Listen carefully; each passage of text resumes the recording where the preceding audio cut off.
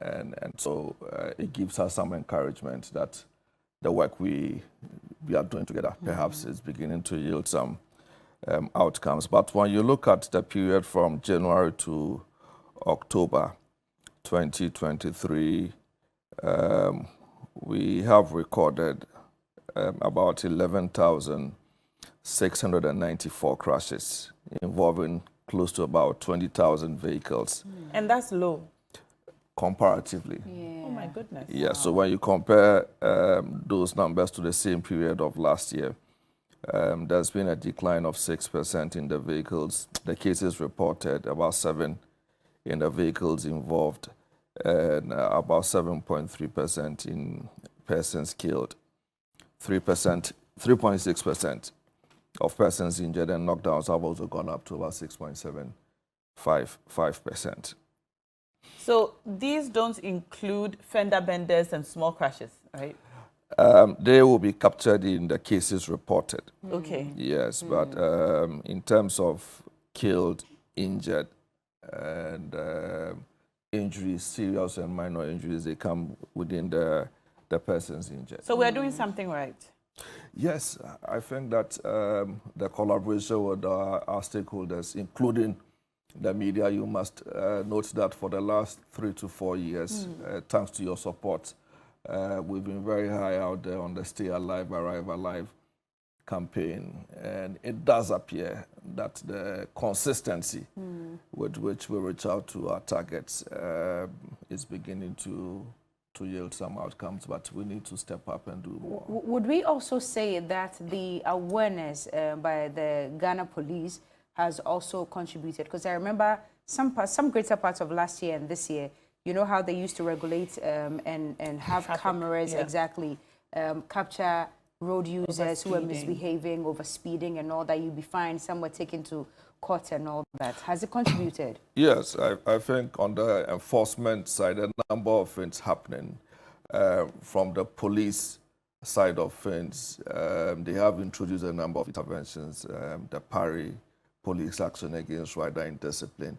If we have observed closely, we'll notice that in Accra in recent times, when the motor riders get to the intersections, they are beginning to yield, unlike before, because the support from the police in trying to pick out on these riders and also follow up and ensure that they are sanctioned is beginning to send some very positive signals to them. On the side of the authority, at major, in fact, we have profiled close to about 120 terminals that we consider high risk. And on a regular basis, we carry out what we call the pre-departure inspections, which is an effort to ensure that before the vehicles leave the terminals, at least they meet some very basic minimum safety conditions. Not all terminals, but those that provide long-distance services, the inter-city and inter-regional trips. The police surveillance cameras have also worked to some extent, but the police together with the authority, DVLA, is beginning to look at speed enforcement cameras. And I'm sure that you must have heard about that as well, hoping that that would also complement the efforts that the surveillance architecture appear to. But from where you sit, what's the biggest cause of road traffic accidents? The biggest cause must be indiscipline. Indiscipline? Yes. When we say indiscipline, break it down for us. So there are a lot of rules that regulate our conduct and our use of the road. But in as much as we are fully aware of these rules, somehow when we get into the traffic environment, we do the opposites. And so we have increasingly become very indisciplined. We don't respect our laws. Drivers appear to be aggressive. But when I speak of indiscipline, it is not just limited to the driver. It also extends to even institutional indiscipline. So that when duty bearers have some work to do, but yet go to sleep on their responsibilities, it creates very difficult conditions for other road users. So if the lights are not working, if the roads turn out to be bad, if seemingly good roads are unmarked, it makes it very difficult for well-intended drivers to communicate with the road. So we look at indiscipline from those two. From the drivers and also the institutions that are supposed to make sure that we drive safely on the roads. Exactly. Actually, in recent times, a lot of the traffic lights go off. Yeah. And I'm not sure if it's because it's light off, general light off in the area, or the traffic lights are just not working. Some of these things also lead to road traffic accidents at major intersections, like the University of Ghana. Yeah. You get there, sometimes the light's off, you're not sure which way to go. How can we as drivers, okay, before we talk about the part of the duty bearers, how can we as drivers ensure our safety on the roads when lights are not working, the roads are unmarked, or, just the things that make it difficult for us to drive safely on the road? So, to drive very safely, a driver properly so trained and licensed to drive ought to be defensive-minded. In that when you get into the road environment, we must be willing and ready to adapt our driving to the road condition, so that when the road is not visible, if the roads are unmarked, you don't keep to the rules as you have been told, but you adapt your driving to suit the driving conditions, which is why even though we often refer to the fact that a lot more accidents occur on the flat, straight roads, you also notice that when the roads are bad, in as much as it creates a lot of inconvenience for road users, it doesn't record as much crashes as it ought to record, because most drivers adapt to the difficult road terrain in order to keep the driving experience safe. So if you happen to find yourself in a road environment that has visibility challenges, that's the moment where you must slow down. Okay. So that if the road is even designed for a 90-kilometer speed per hour, you would expect to adapt to the changing weather conditions so that you can limit your exposure to these risk factors and not add up to the statistics. What are some of the mistakes that you are aware of that drivers make on the roads? I think top of the contributory factors, when you put it in context, a lot of speed. Overspeeding. Yes. And inattentive behavior. The thing about speed is that it creates very difficult conditions for all of us. Is it because road users are unaware of the speed limits?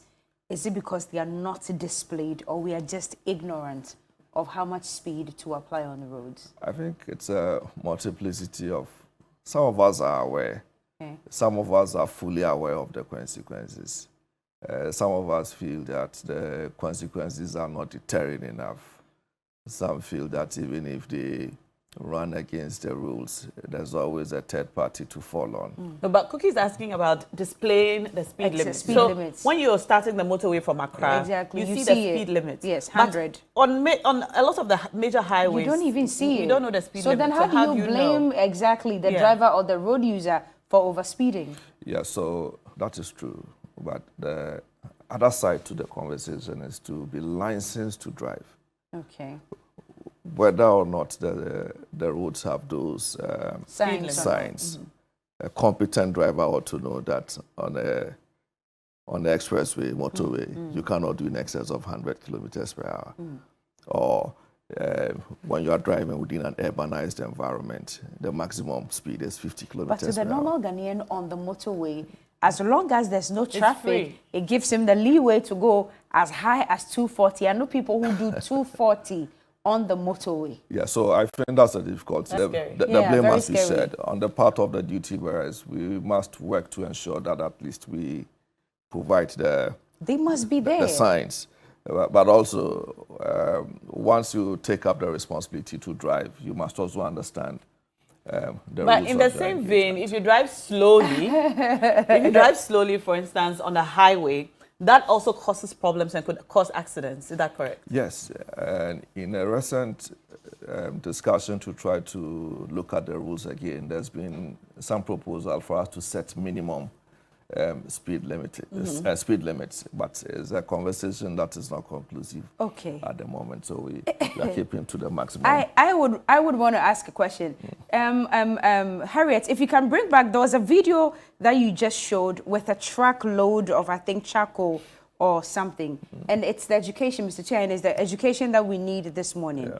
Let's take the highway or the motorway, for instance. Exactly. These heavy trucks and the trucks carrying a lot of load, including petrol tankers, including the one that we are seeing right now. The large vehicles. Which side of the road are they supposed to be on, especially if they are moving slowly? Are they supposed to be in the fast lane or in the slow lane? And many people don't even know which one is the fast lane and which one is the slow lane. Please educate us this morning, because it upsets me too much all the time on the road. Yeah, so... Too much, because I know we don't know. Yeah, so the fast lane is the inner lane. The one to the left? Yes. Depending on where you are. Yeah. I mean, if you're going this direction, of course, if you're in the driver's seat, it's always the left. Anyway. Yeah. So the fast lane is the left. Yes. And the heavy goods vehicle, so most of these trucks have a speed specification. They are not supposed to do beyond 75 kilometers or so per hour. And so they naturally are supposed to be... But many of them do not adhere to being in the right lane or in the slow lane. Most of them, especially on the motorway, would be on the left. Some would be on the right. Actually, and they are just... one will be on the left, yes, and the other will be on the right. Exactly. And the rest of us would have to be behind both of them. Patiently just be behind all of them until there's some clear way for you to do a little overtaking, and then you can keep going. But I think it's totally wrong. Yes, it is. And I use the motorway quite often. Okay. And I experience it a lot. And a few times where you get frustrated, like most users, and when you get the opportunity, you want to either park and provide one direction. But who's responsible for that? Who's not doing their job? I think that the motorway is in a very unique situation. Why is that? Because of the obvious challenges on the stretch. Sometimes when you engage the drivers, what they tell you is that in order to keep safe, they try to avoid the difficult parts, which is known as the appropriate route for them, and try to create. So that's what it is. Part of it, but a good number of them also are unaware of the rules. They just don't know. And so creates these difficulties for all of us. And part of the things we do is that for the heavy-duty trucks that load from Tema, occasionally we go to engage with them and try to raise these issues as much as we can in order to raise their level of awareness. Okay. Now, you said if you're on a highway, you're not supposed to go over 100, and long vehicles, okay, so this is the highway. I'm not supposed to go over 75. So where the white car is the fast lane, lane 1. Is that correct? Yes. Can you look at this display and explain to us? Yes. So the lane 1 is the speed lane. Okay. That's 100 kilometers per hour. So when maximum. you're on the motorway, once you hit the motorway, the maximum speed you are allowed is 100 kilometers per hour. But whether you are in lane 1, lane 2, or 3, you need to adapt your driving to the conditions on the road. Okay. But if you are a slow-moving vehicle, like the heavy-duty trucks that you speak of, naturally they have a maximum speed limit which is less than the design speed for the motorway, and they are required to do about 75 kilometers per hour. So the expectation is not for them to be in the high-speed lane, but on the outer lane in order not to create distractions for other users. Okay, and lane 2? Lane 2, yeah. Yeah, so lane 2 is also as lane 1. Okay, fast lane. Fast lane, so when you are in the middle lane and the outer lane, the rule is that once you are on that stretch, depending on the speed of your vehicle, the speed of your truck. So the motorway is designed for 100 kilometers per hour. But if you are not overtaking or if you are not on the speed lane, then you either have to be on the outer lane or the middle lane, provided that it's convenient to other users. So lane 3 is for vehicles that are relatively slower or have to stop for whatever reason, like trotro buses and so on. Is lane 2 for overtaking? Yes. Is the purpose of lane 2 is if you want to overtake? But on our motorway, you notice that we have just 2 lanes. Just 2 yes, lanes, but if you are coming from the N1 highway, it's 3. It's 3. Yeah. Into the motorway. So from the N1 highway, from the N1 into town. Yeah. It's another mix of so you have the N1 coming into an urbanized environment, and when you get to Fiesta Royale, you are beginning to see traffic intersections, meaning that it's not exactly designed for only vehicles. There's beginning to be some human interface. So pedestrians may want to cross the road at one point or the other. There are service lanes, vehicles that may be in some difficulties may have to park and access service. So in those situations, the condition may determine your speed, but the strict speed for the motorway, you don't get into the urban environment with those speeds. With that speed, Yeah. okay. Can we talk about motorbikes? Now, there are a lot of motorbikes on our roads. Did you say Okada? Yeah, Okada. For commercial purposes and also those who use it privately. What are the rules for motorbikes on our roads? Are traffic lights, the lanes they're supposed to be in? Motorcycles. Yes, as and well. motorcycles as well. Okay, so for starters, now you recognize that our laws do not acknowledge the use of motorcycles for commercial purposes, except for those who use for delivery and courier services. Okay. And again, our roads, some of our roads are not designed with specific lanes for motorcycles and bicycles. Does that include a boboya? Yes, it's tricycle. Okay. But once they are considered a vehicle, it means that they must come into the road as all other vehicles and use the roads as designed for vehicles, but must adapt their driving or riding to the expected roads. So that when there is a motor rider on our roads, either for private use or delivery services, because there are no specific lanes designed for them, they must also follow the established rules. So they can be in the lanes with the vehicles, the cars, the motor vehicles. That is it. And they're supposed to stop at the red lights. They're supposed to obey all the road traffic regulations. That's the expectation.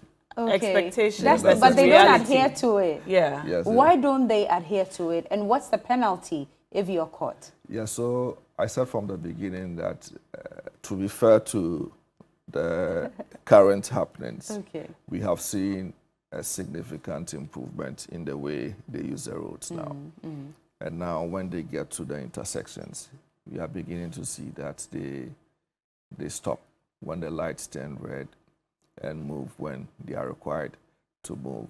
We still have a little bit of concerns to do with their use of helmets. Yeah. Yes, and I think through public education, we are hoping that we can scale What that. is the problem with helmets? Why are the motorcyclists not using helmets? I happened to be in Kigali a couple of weeks ago, and I noticed that all the riders had helmets for themselves and helmets for the passenger. So you could not get on a bike Without wearing your helmet. If the cyclist did not have a helmet for you. Yeah. And all the commercial cyclists had some kind of an apron to show that they're commercial cyclists. What's the challenge in Ghana? So the Rwandan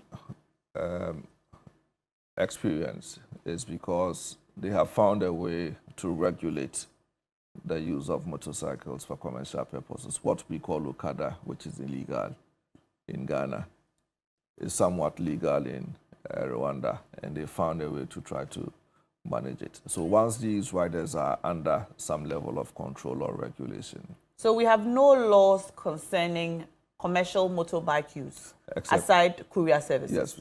No laws? No. So the law now is that they are not permitted for fare and reward for passenger purposes. And you recall that this has been a discussion that's been on the over front. and over and over.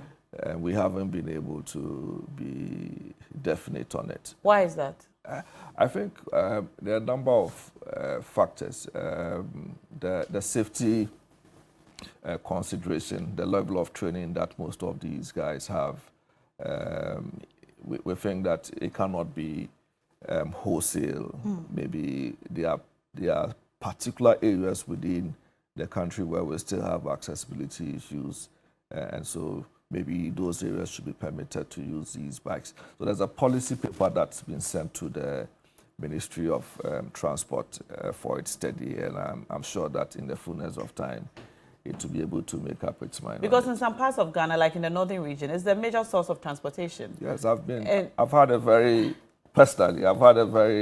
stressful experience when I had to go to the north to work, and went out in the evening. Somehow I didn't have a vehicle by me, and the only means of transportation in trying to get to my hotel was either Okada. Yes, either a motorbicycle or a tricycle.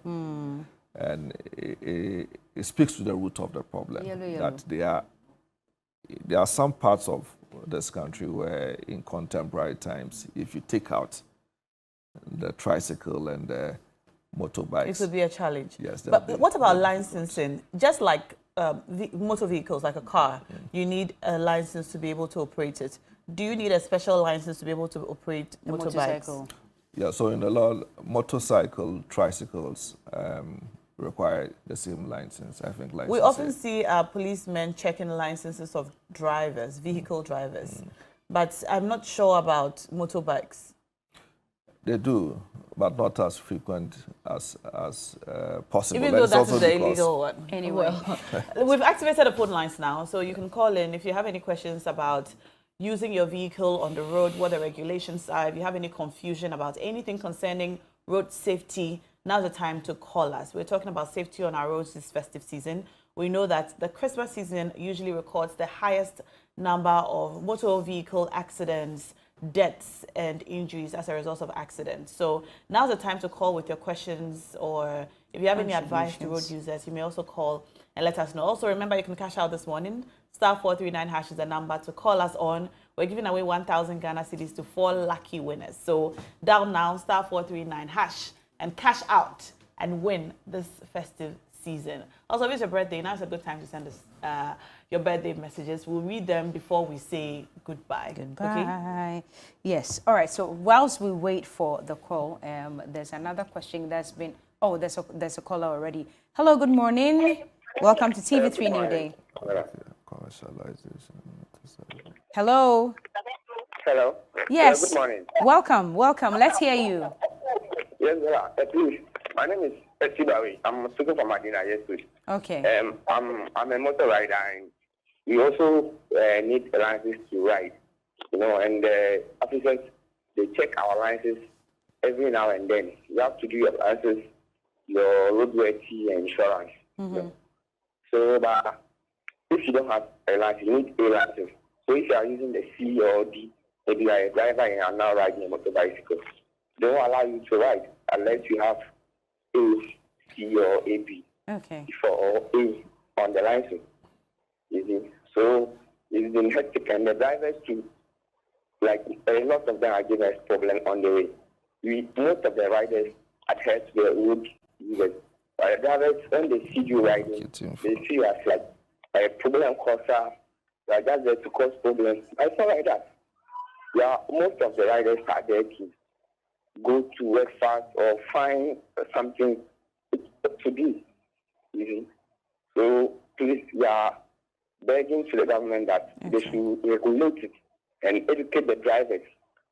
Sometimes when a driver, like a person wants to cross the road and they stop, instead of them to indicate that the rider, like indicate to the rider that there is a person crossing, the person to remove his hand, his or her hand. The person didn't do that.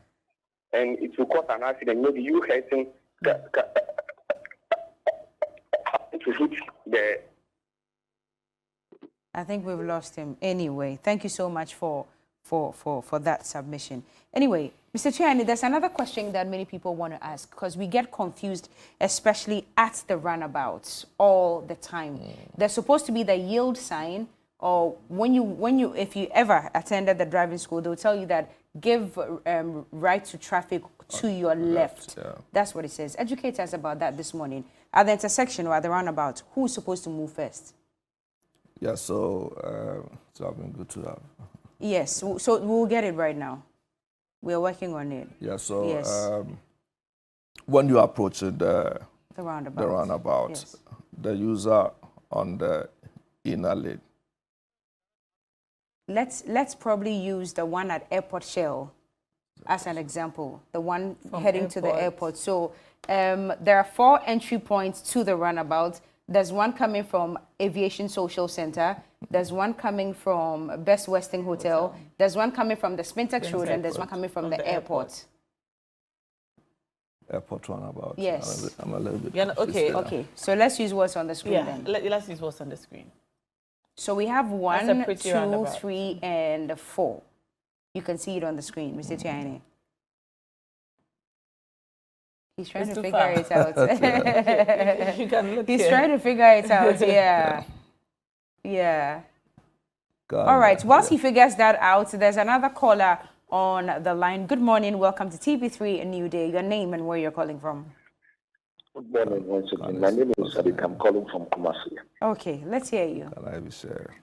My problem is the entity or police on the road is when you are driving, going through the road, when they either a checking point or they stop you to ask them about the license. If you don't have the license, or if the driver don't have the license, you then take the money from them and you let them go. I've witnessed that for 3 times. When you're on the bus, I will go. Hold on a second. If you don't, what's the question? If you don't have the license, please repeat. The driver don't have the license. He asks him for the license. The driver also don't have the license. Okay. And they collect something from him, they let him go. So the driver They collect money and let him go. Yeah. So what's your question, honey? Hello? I think it's a complaint. Oh, okay. Yeah, Because I I thought it was think, a question that he wanted. Yeah, he so wanted for the license, the rules are that once you get on the road, you must have your must carry it. your license.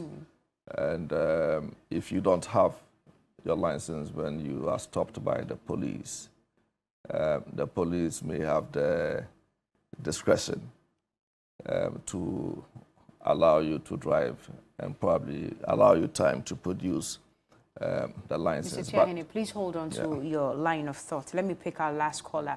Good morning, your name and where you're calling from. Hello, good morning. Yes, good morning. Your name, sir? My name is Mr. Francis Tetoji. Okay, Mr. Setoji, where are you calling from? I'm calling from Ashalabuchi. Okay, let's hear you, Francis. Yes, I want to contribute to this very important discussion. Please do. Yes. I'm calling from Ashalabuchi. Okay, please do. Okay, so first to talk about the motorway, I want to bring out this information there that the motorway has lost its original purpose.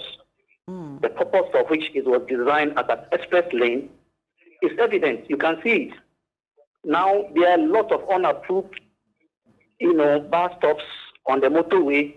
You see people crossing from the Ajingano side to the Spintex side. You see, and so a lot of potholes on the road. So the point I want to make is that we cannot use its original purpose or intent to educate the public. Okay, I'm not comfortable with your describing the motorway as an express lane. It has lost that purpose. So please, from a safety point of view, we should be educating people about being mindful about using the road and not emphasizing on its original intent or purpose. That's number one. Now, the number two, I want to talk about the rules in the runabout. Okay. Ghana is the entry point for a lot of vehicles entering the West African sub-region. We have a lot of foreign drivers who are using their country's road regulations to drive in our environment. Okay? I just discovered recently that in some of the Francophone countries, the rules in the runabout doesn't apply like we do here. Okay. Here, the driver in the center lane has the right of way. Okay? Right. But in the Francophone countries, the one entering the runabout rather have the right of way. Okay? So if maybe I have 10 years driving experience in the Francophone environment and I come to Ghana, it will be different. The rules are different. Okay. Okay? So we should have some kind of maybe sensitization or training for international drivers entering this country. Okay. And they are on our roads every time. Francis Setoji is our last caller for today. But Francis, if you were watching, Mr. Tuahene actually mentioned that the motorway cannot be a very good example to use at the moment because, of course, there are issues with the road, including potholes, and how some parts of it are not motorable at the moment. So if you were watching from the beginning, Mr. Tuahene actually mentioned that. Sir, you were making a point before the caller came through. Yeah, so the point was on... I missed the point here. You lost your line of thought. Yeah, so on the use of the license. Right. Yes, but I agree with Francis that, yes, very quickly, as far as the motorway is concerned, I think we all admit to the difficulties, and the Ministry of Roads and Highways have given indication of government's efforts to try to bring it up to some level of improvement. We all hope that that plan will be executed as soon as possible. But to the license, the point is that when you do not have your driver's license with you and the police stops, the police is at liberty to prevent you from moving because you don't have your license, yes, right? a reasonable suspicion is that you don't know how to drive or you don't have one. But where they have a sense of feeling, if you don't have it, they may give you some latitude, often between 24 hours, to produce it either at your destination point or where you have been apprehended. And so the advice always is that once you set out to you carry move a vehicle, your driver's license. at least you must carry your driver's license. In the past, the rules admitted a photocopy, but that was also abused. So now the rule is that you must have your original license with you at all times. Okay. All right. What will be your concluding remarks before we say goodbye? I think that Christmas is just around the corner. It's a period for merrymaking, for family reunion, but it's also a period where we get into too many excesses in the way we use the road. Would advise that the family needs all of us alive. So in the choices we make, either as drivers, as passengers, or pedestrians, we must place some value on our life. And every crash is avoidable. Our focus for the period is on speeding. And so there are a number of things that we plan to do together with the media and also transport operators and the police as well. And we can only trust that these efforts may merge at a very appropriate point so that we can arrive in 2024 in good spirit. Amen. Thank you so very much, Mr. Kwame Kodua Tuahene. He's the Director, Regulations, Inspections and Compliance, National Road Safety Authority. We appreciate your time this morning, sir. Thank you so much.